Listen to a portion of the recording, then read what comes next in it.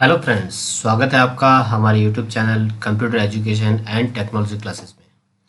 Last class में friends हमने देखा था कि हम पीएचपी में किस तरीके से इको और प्रिंट फंक्शंस को यूज़ कर सकते हैं अलग अलग स्टेटमेंट, अलग अलग आर्ग्यूमेंट के द्वारा।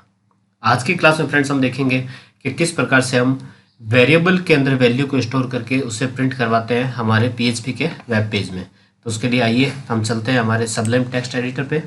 सबलिम टेक्स्ट एडिटर के बारे में मैंने आपको जनरल बता रखा है लास्ट वीडियोस में, आप चाहें तो उससे वहाँ पे विजिट कर सकते हैं।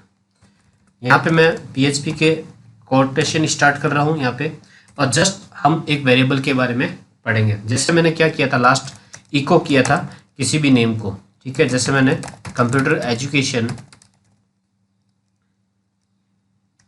एंड टेक्नोलॉजी क्लासेस, ये मैंने क्या करवाया था, इको के थ्रू प्रिंट करवाया था। अब इसी मैसेज को मुझे वापस से प्रिंट करवाना हो, लेकिन किसके थ्रू लेना है, मुझे ये वेरिएबल के थ्रू प्रिंट लेना है। तो मैं उसके लिए क्या करूँगा, एक वेरिएबल डिक्लेयर करूँगा।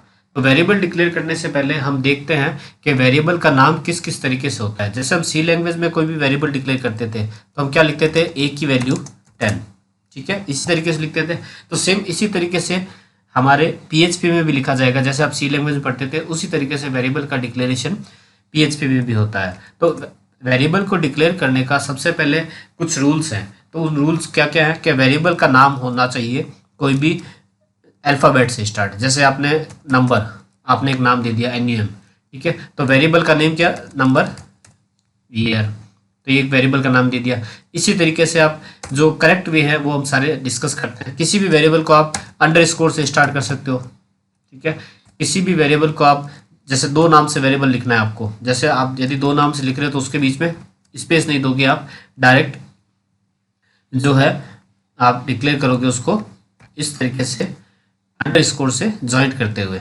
इसी तरीके से आपको कोई भी वेरिएबल का नाम देना है तो आप उस नाम को स्पेस नहीं देके उसको इस तरीके से कनेक्ट करोगे, और आप उसमें इस तरीके से कोई भी परसेंट और का साइन यूज़ नहीं कर सकते हो। लेकिन आपको यदि नंबरिंग लेनी है, जैसे NUM1, या आप एक और वेरिएबल डिक्लेयर कर रहे हो NUM2, तो इस तरीके से जो न्यूमेरिक वैल्यू जो ले रहे हो आप, वो न्यूमेरिक वैल्यू आप वेरिएबल की स्टार्टिंग में नहीं लोगे।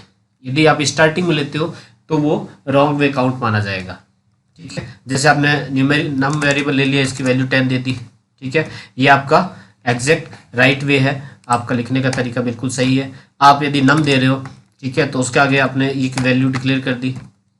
इसी तरीके से आप इसके अंदर कोई वैल्यू डाल रहे हो, और ये जो मैंने आपको जितने भी तरीके बताए ये सारे करेक्ट वे हैं। तो इनमें से किसी भी तरीके से आप अपने वेरिएबल के नाम को डिक्लेयर कर सकते हो।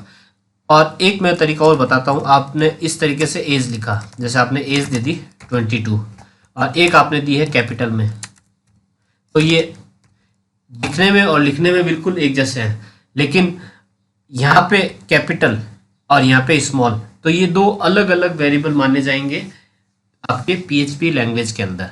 यहाँ पे ये दोनों सेम नहीं है, ये दोनों अलग हैं। और इसी तरीके से भी आप इसको किसी और तरीके से भी लिख सकते हो, जैसे आप इस तरीके से लिखते हो इसको एज 25, तो ये भी एक अलग वेरिएबल माना जाएगा। तो वेरिएबल में आपको केस सेंसिटिविटी का ध्यान रखना है जब भी आप वेरिएबल डिक्लेयर करो। यदि आप स्मॉल में डिक्लेयर करते हो तो ये अलग वेरिएबल है, आप कैपिटल डिक्लेयर करते हो तो ये अलग है, और आपका फर्स्ट लेटर कैपिटल, अदर जो लेटर्स हैं वो स्मॉल है, तो वो भी आपका अलग वेरिएबल है।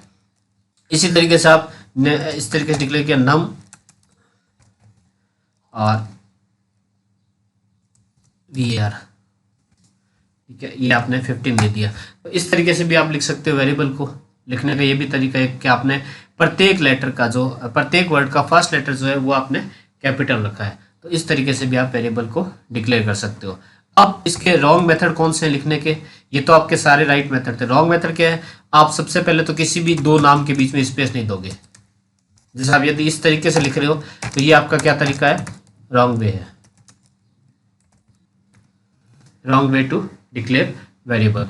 एक और मैं आपको बताता हूं, यदि आप इसमें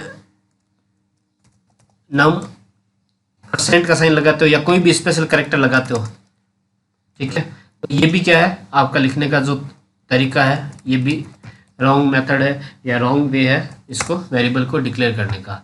इसी तरीके से हम एक और देखते हैं कि आप अलग अलग ये नंबरिंग से स्टार्ट कर दिया, जैसे आपने 15 नम कर दिया, ठीक है, और इसकी वैल्यू डिक्लेयर कर दी, तो ये भी तरीका है तो ये क्या है, ये तीनों ही मेथड जो है लिखने के, ये तीनों ही जो वे हैं इनके लिखने के, ये तीनों ही वे गलत हैं। तो इस तरीके से आप कभी भी वेरिएबल को डिक्लेयर नहीं करोगे पीएचपी के अंदर। तो ये कुछ रूल्स हैं वेरिएबल डिक्लेयर करने के, वो मैंने आपको बताए हैं। यहाँ पे आप किस किस तरीके से डिक्लेयर कर सकते हो, तो एक बार फिर से मैं बता देता हूँ आपको। यदि दो नाम एक साथ ज्वाइन करने तो आप अंडरस्कोर यूज कर सकते हो, ठीक है। आप अंडरस्कोर को शुरू में यूज करके वेरिएबल डिक्लेयर कर सकते हो। आप वेरिएबल में यदि कोई नंबरिंग यूज करना चाहते हो तो नंबरिंग आप बाद में लोगे, शुरू में स्टार्टिंग में आप नंबर नहीं लोगे। स्टार्ट जो भी आपके वेरिएबल का नाम होगा वो हमेशा अल्फ़ाबेट से होगा। अल्फ़ाबेट आपका कैपिटल या स्मॉल लेटर हो सकता है। तो ये कुछ वेरिएबल को डिक्लेयर करने के तरीके थे। तो इनको जस्ट मैं क्या कर देता हूँ, इनको कमेंट में डाल देता हूँ, ठीक है। यहाँ पे ये कमेंट में है, आप चाहें तो इसको बाद में देख सकते हो। ये मैंने सारी लाइंस क्या कर दिया, मल्टी कमेंट्स में डाल दिए, ठीक है। इसमें जस्ट नीचे ले जाता हूँ। तो ये आपके तरीके जो थे वो सी लैंग्वेज में वेरिएबल डिक्लेयर करने के तरीके थे। लेकिन यदि आप पीएचपी में कोई वेरिएबल डिक्लेयर करते हो तो पीएचपी में वेरिएबल डिक्लेयर करने का जस्ट एक फंक्शन है।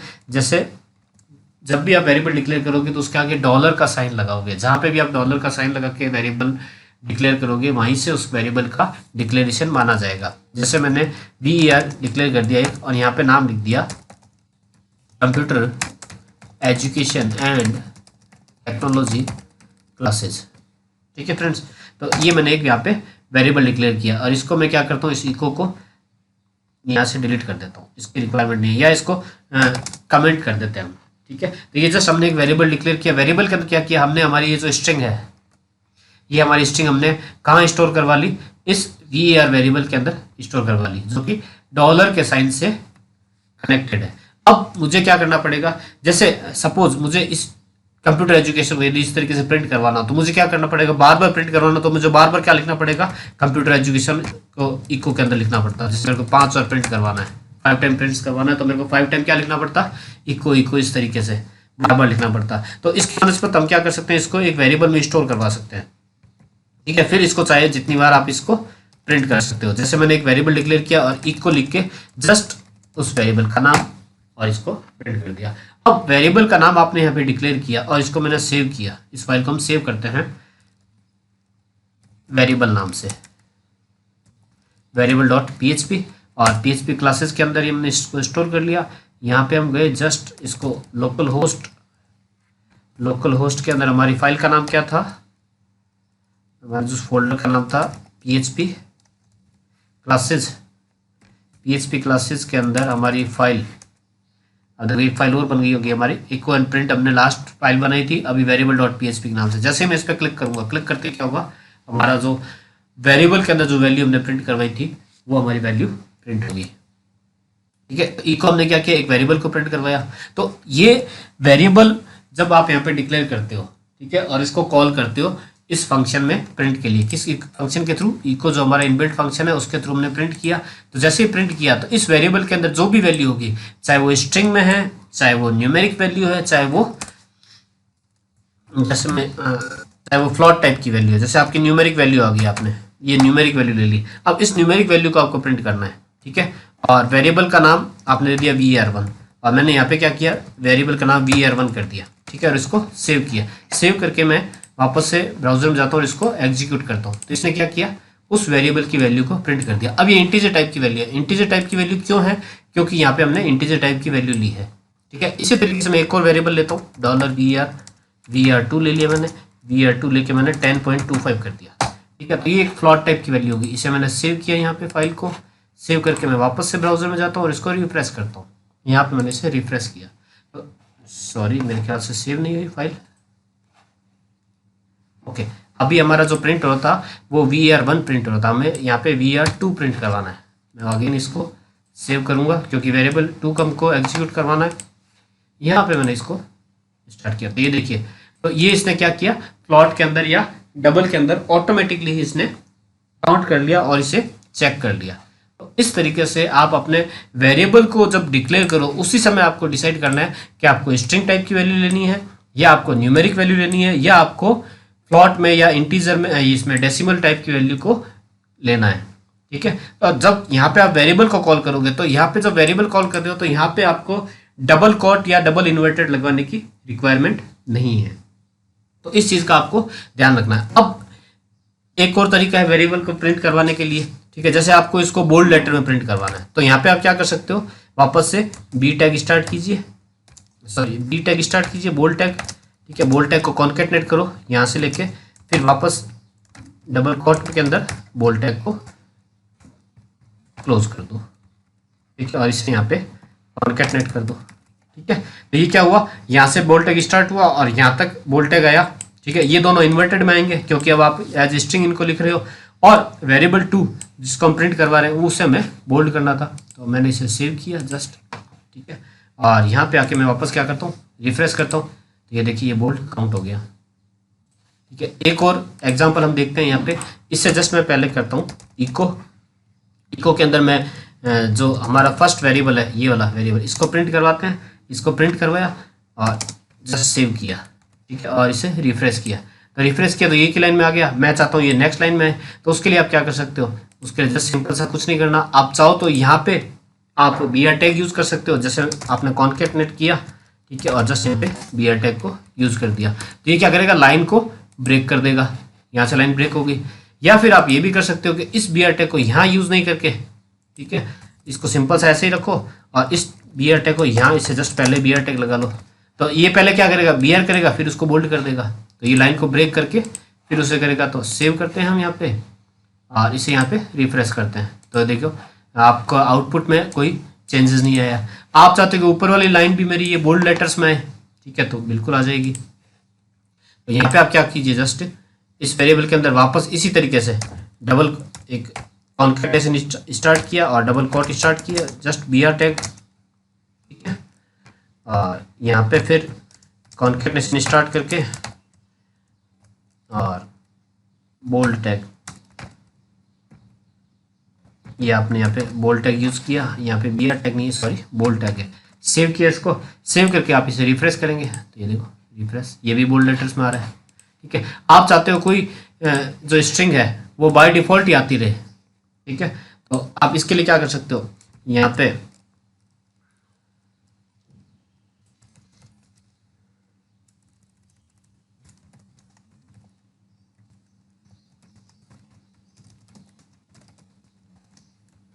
तो ये वैल्यू तो बाय डिफ़ॉल्ट आप प्रिंट करवा रहे हो यहाँ से इको के एज ए मैसेज के थ्रू, ठीक है, और यहाँ पे इसके जस्ट बाद बोल्ड टैग स्टार्ट कर रहे हो, ठीक है, तो ये तो क्या रहेगी, ये जो लाइन है यहाँ से लेके यहाँ तक ये तो एज इट इज प्रिंट हो जाएगी, और ये जो वैल्यू आ रही है, चैनल का जो नाम आ रहा है हमारे यूट्यूब चैनल का, वो इस वेरिएबल के थ्रू आ रहा है जो यहाँ पे आ रहा है, ठीक है फ्रेंड्स। इसको हम सेव करते हैं और इसे फ्रेंड्स हम वापस से एग्जीक्यूट करते हैं या रिफ्रेश करते हैं, आउटपुट देखते हैं हमारा, तो देखो our YouTube channel name is, यहाँ तक तो ये बोल्ड नहीं था हमारा, लेकिन इसके बाद का हमने क्या किया था, इस लेटर को बोल्ड किया था। तो इस तरीके से हम अलग अलग टाइप से किसी भी वैल्यू को या किसी भी वेरिएबल को किस तरीके से प्रिंट करवाना है उसे हम करवा सकते हैं, ठीक है। और बार बार आपको एक ही वेरिएबल बार बार प्रिंट करवाना हो, ठीक है, तो आपको जस्ट क्या करना है, जैसे हमारे यहाँ प्रॉब्लम आ रही थी कि हमको इतना बड़ा नाम बार बार प्रिंट करवाना हो या बार बार हमें कहीं वैल्यू लेनी हो, तो उसके लिए हम क्या कर रहे थे, वेरिएबल में स्टोर करवा रहे थे। तो वेरिएबल क्या करता है, टेम्परेरी टाइम के लिए एक वैल्यू को स्टोर कर लेता है जब तक कि उसे रिप्लेस नहीं किया जाए या उसे जहाँ भी यूज़ करना है, तो टेम्परेरी वैल्यू आपको बार बार शो होती रहेगी जब तक कि उस पेज में वो वैल्यू आ रही है, ठीक है।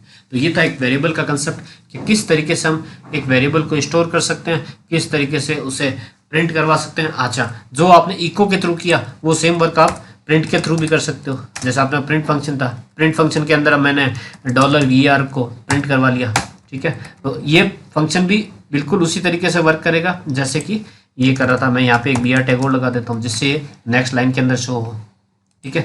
और इस फंक्शन को हम क्या करते हैं, इस तरीके से सेव किया, इसको फाइल को सेव करते हैं और जस्ट इसका आउटपुट हम चेक करते हैं, रिफ्रेश किया तो ये देखो, तो प्रिंट फंक्शन भी उसी तरीके से वर्क करता है जिस प्रकार इको वर्क करता है। और प्रिंट में इको में क्या क्या डिफरेंसेस है वो मैंने आपको लास्ट वीडियो में बताया है, तो आप उस लास्ट वीडियो को चेक कर सकते हो जिससे आपका इको में और प्रिंट में क्या डिफरेंस है वो आपका कंसेप्ट क्लियर हो जाए। तो आप फ्रेंड्स, आपको आज का वीडियो कैसा लगा, इस क्लास में आपको इस क्लास से रिलेटेड या वेरिएबल से रिलेटेड किसी भी तरह की कोई कन्फ्यूजन हो, कोई भी तरह की कोई क्वेरी हो, तो आप मुझे कमेंट बॉक्स में लिख सकते हैं। मैं जल्द से जल्द उसका रिप्लाई करने का और उसको सॉल्व करने का कोशिश करूँगा, ठीक है फ्रेंड्स। थैंक यू, फिर हम मिलते हैं नेक्स्ट क्लास में। Thank you friends.